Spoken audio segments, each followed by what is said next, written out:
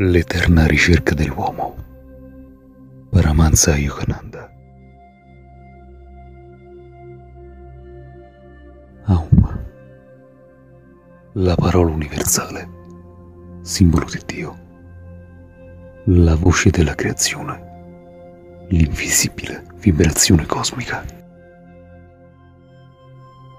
Aum, la base di tutti i suoni.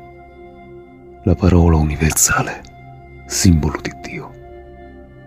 L'Aum dei Veda divenne la sacra parola dei tibetani, Amin dei musulmani e Amen per gli egizi, i greci, i romani, gli ebrei e i cristiani.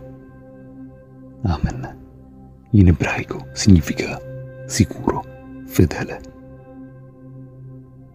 Aum è il suono che pervade il tutto, emanante dallo Spirito Santo, l'invisibile vibrazione cosmica, Dio nel suo aspetto di creatore.